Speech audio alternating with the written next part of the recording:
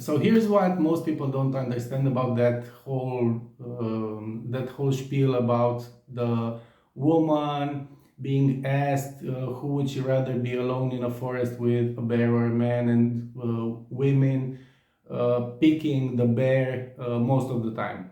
Now, what most people understood is that men are terrible, women are afraid of men, men do some horrible things, and women would just rather not be with them alone anywhere, even in a forest at night. If you don't know who I am, my name is Claudiu Manea. I'm a psychologist and a therapist, and I've been helping families grow stronger together over the past 10 years. And today I want to talk about this stuff, about this whole story that went viral in social media about women being more afraid of men than of bears, and choosing, or at least saying, that they would rather be alone in a forest with a bear than with a man. Now, what everyone missed throughout this entire thing, throughout this entire viral posts and all of that, is that that is exactly and precisely the reason why you would want a man by your side as a woman. It is precisely because there are people out there, men and women, who are disturbed, who are mentally ill, who are dangerous, and who would want to hurt you. And if you have a man by your side, you stand a better chance of surviving and of continuing to live than you do as a woman who is alone. Now, you can view this whole thing about the forest as a metaphor, okay? It doesn't need to necessarily be a forest. It could be an empty street in a big city at midnight. It could be in a jungle. It could be in the desert. It doesn't really matter where you are. The idea is that if you are in a hostile environment that has the potential to harm you or even kill you, you stand a better chance of survival if you are not alone. And it is for that exact reason that men and women shouldn't go through their lives being alone, because they are stronger together.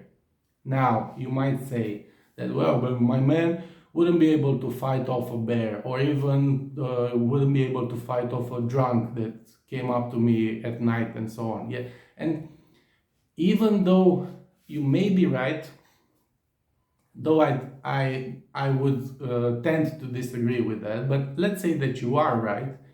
Even so, you stand a better chance of survival if you have a man by your side. Even if he's not much of a fighter, and even if he's not capable of necessarily protecting you physically all that much, you still stand a better chance of survival simply by the fact that you are not alone.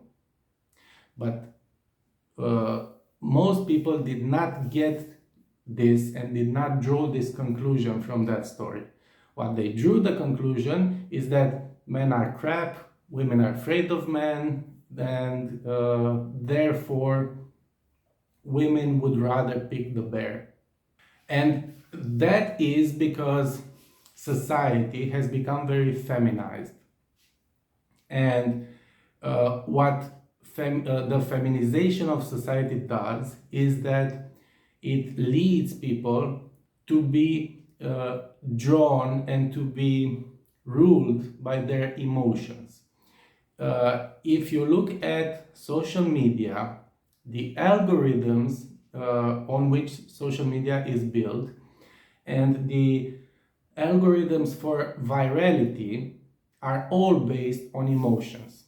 So a post or a video doesn't go viral because of its flawless logic or because of its impeccable construction or organization or any of that. It goes viral based solely on the emotion that it can generate. That's a direction that can be seen throughout society. We are placing as a society more weight on emotions than we do on logic and reasoning. And that is why no one took a moment to pause and to really think about the way that this whole social experiment was conducted. Because they didn't ask or they didn't specify what type of man was there in the forest. Because maybe, just maybe, we were talking about a really feminized man.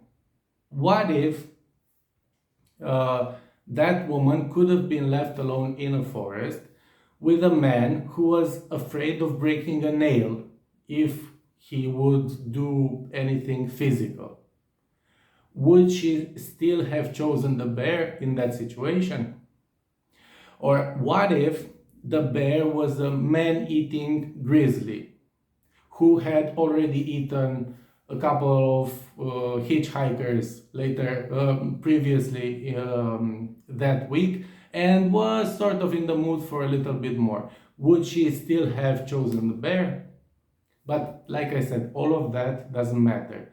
What matters is that we put forth this message that men are not to be trusted, men are dangerous, we don't need men, and nor do we want men. And what leads us, what the natural conclusion of that reasoning is that we should all die alone and miserable. Because if men cannot be trusted, if women cannot go near men, then we will all pretty much die alone. And I'm having a real tough time accepting that conclusion. Hey, if you enjoyed this, don't forget to hit subscribe and ring the notification bell so you get more from me. Either way, thank you very much for taking the time to listen to this, and I hope you have a great one. Bye.